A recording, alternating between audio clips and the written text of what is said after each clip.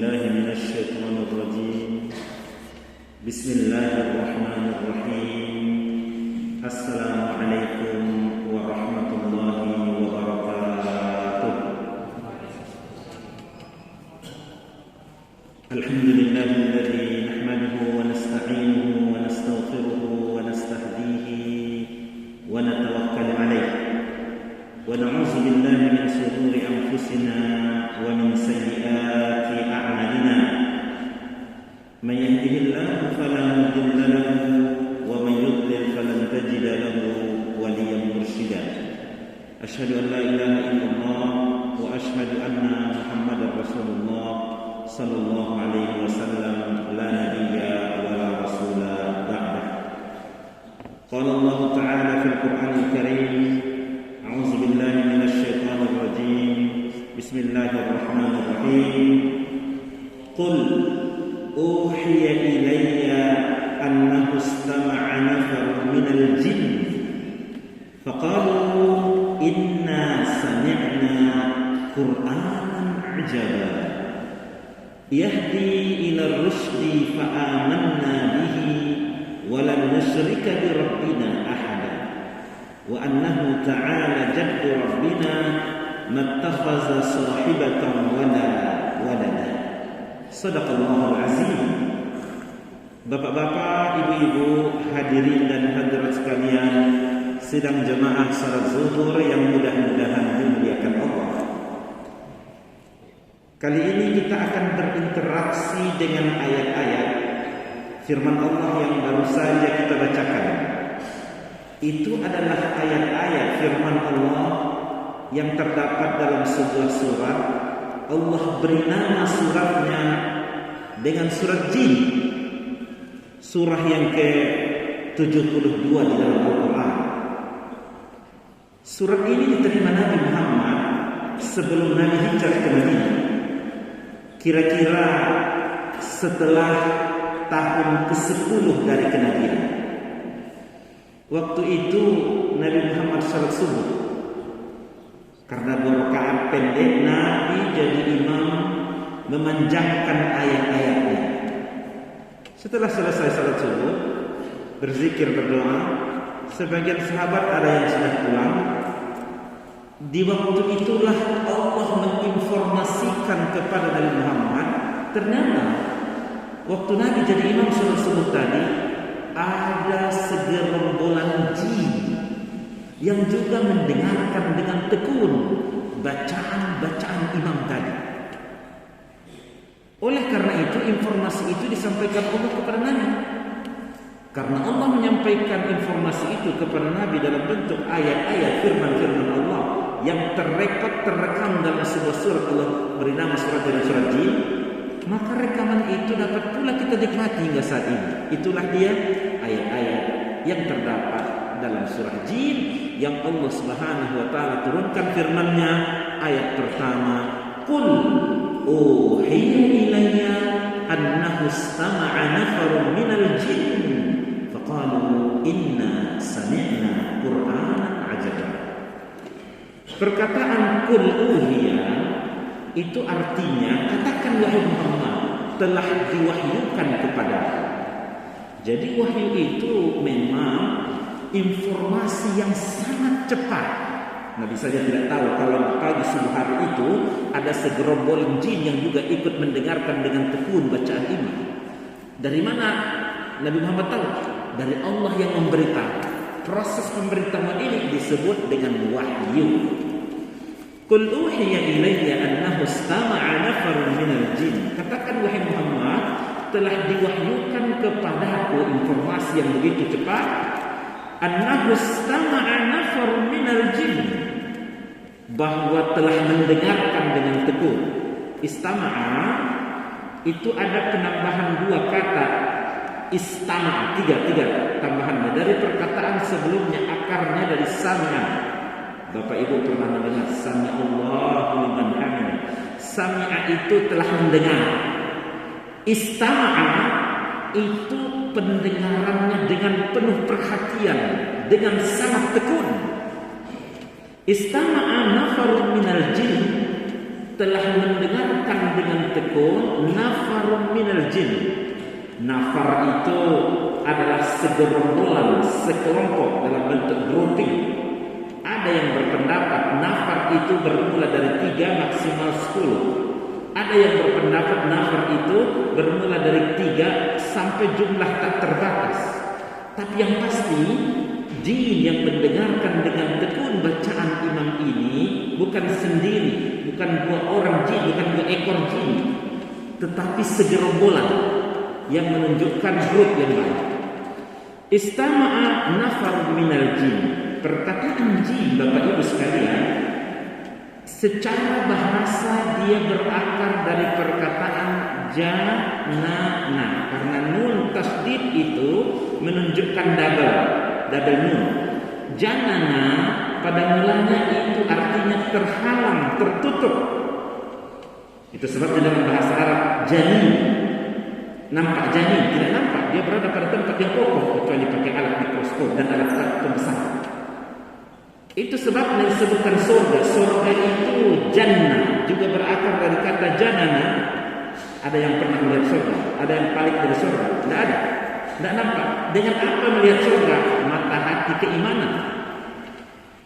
Jin itu tidak nampak, karena makhluk Allah Subhanahu wa Ta'ala yang diciptakan tidak nampak oleh kasat mata, tapi dia wujud yang tercipta dari api.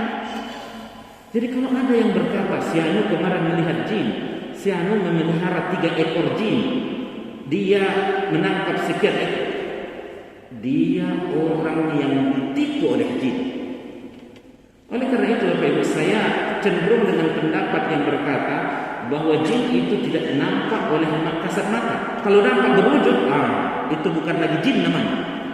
Terus kenapa ada sesuatu yang nampak? Kan barangkali bisa ilusi dan yang lain-lain. Allah Subhanahu wa Ta'ala menyebutkan jin di dalam Al-Qur'an, "Wa ma khalaqtul jinna wal insa illa liya'budun." Tidak kami ciptakan jin dan manusia kecuali untuk menyembah manusia. Ada disebutkan perkataan jin, bangsanya disebut dengan jin, yang terbuat bangsa ini dari api, manakala manusia dia terbuat dari tanah. Bapak Ibu, tanah itu bisa kita lihat sifatnya konsisten, istiqamah, tenang. Perhatikan tanah, dia tenang. Manakala api, dia sifatnya tidak konsisten, berkobar-kobar, kadang kecil, kadang sudah besar. Kalau lagi kecil sebesar ini dia dimainkan sama anak, tapi kalau sudah besar dipanggil kemana? Kebakaran. Ini dia sifat yang menyertai api jin berkobar-kobar. Bapak Ibu yang dimuliakan Allah Subhanahu wa Ta'ala, penciptaan jin dan seluruh strukturnya itu persis sama dengan manusia. Ada bapak-bapak, ada ibu-ibu. Jin juga ada bapak-bapak, ada ibu-ibu. Ada anak-anak jin. Ada yang Allah berikan kehebatan kepada jin, bisa terbang ke angkasa yang tidak diberikan pada manusia. Manusia bisa terbang, tapi pakai pesawat terbang. Tapi kalau jin tidak. Bapak Ibu hadirin sekalian yang mudah-mudahan dimuliakan Allah Subhanahu wa Ta'ala. Tetapi Nabi Muhammad SAW mewanti-wanti kita, jangan sampai ia hadir dalam bentuk suami-suami kalian, jangan sampai ia hadir dalam bentuk istri kalian, jangan sampai ia hadir dalam bentuk anak-anak kalian. Sifatnya, perangainya, ia merasuk kepada setiap kita. Itu sebabnya Bapak Ibu sekalian, Nabi Muhammad SAW menyampaikan banyak sekali doa-doa dan minta perlindungan kepada Allah dari perbuatan-perbuatan syaitan atau jin ini. Seperti barang siapa yang membaca 3 qul di pagi harinya, 3 kali qul huwallahu ahad, 3 kali qul a'udzu birabbil falaq, 3 kali qul a'udzu birabbin nas, Allah akan menjaga, menyelamatkan dia dari segala yang memberikan mudarat sampai di sore harinya. Dan barang siapa yang membaca 3 qul di sore harinya, maka Allah akan menjaga dari segala yang memberikan mudarat padanya sampai kepada pagi harinya. Bapak Ibu hadirin dan hadirat sekalian yang dimuliakan Allah, sebagaimana manusia juga butuh makan, jin itu juga ada makanannya. Itu sebabnya ada hadis Nabi mengatakan, tidak dibenarkan kalian beristinja dengan menggunakan tulang belulang. Kenapa? Nabi Muhammad bersabda, karena itu makanan dari saudara-saudara kalian dari bangsa jin. Tahu Bapak Ibu beristinja ya? Setelah kita buang air tidak boleh beristinja dengan menggunakan tulang. Dengan air boleh, dengan batu boleh, dengan tisu boleh, karena tisu terbuat dari kayu boleh. Boleh dengan daun, tetapi jangan daun yang merusak atau membuat kemudaratan. Tetapi dilarang kita oleh baginda Nabi Muhammad untuk beristinja dengan tulang karena ia adalah merupakan makanan dari saudara-saudara kalian dari bangsa jin. Bapak Ibu yang dimuliakan Allah, di pagi hari itu gerombolan jin yang mendengarkan bacaan imam dengan tekun, mereka berkomentar. Inilah komentar mereka pada ayat pertama surat jin. Faqalu inna sami'na Qur'anan ajaba. Kami baru saja mendengarkan bacaan yang paling sempurna, mencengangkan, menakjubkan. Bapak Ibu yang dimuliakan Allah, para jin itu berkomentar inna sami'na Qur'anan. Quran itu berakar dari kata qara'a yang artinya membaca. Bila Qur'anan itu adalah bacaan. Tata bahasa Arab, bila ujung sebuah perkataan ada alif dan nun, itu menunjukkan kesempurnaan. Qur'anan, bacaan yang paling sempurna. Sampai para jin juga terpaut hatinya dan bahkan ada nanti menyebutkan ayatnya beriman kepada Allah dengan ayat yang diturunkan Allah ini dan dia dibacakan oleh Rasul itu waktu salat subuh, beriman mereka. Bacaan yang paling sempurna. Betapa banyak di antara sahabat Nabi yang sebelumnya kafir lalu kadang-kadang mendengarkan Al-Quran masuk Islam. Umar bin Khattab contohnya. Bapak Ibu yang dimuliakan Allah, itu sebabnya setiap perkataan yang ada ujungnya alif dan nun itu memberikan makna kesempurnaan. Irfan, mungkin ada di antara Bapak Ibu nama Irfan. Irfan itu juga ujungnya alif dan nun.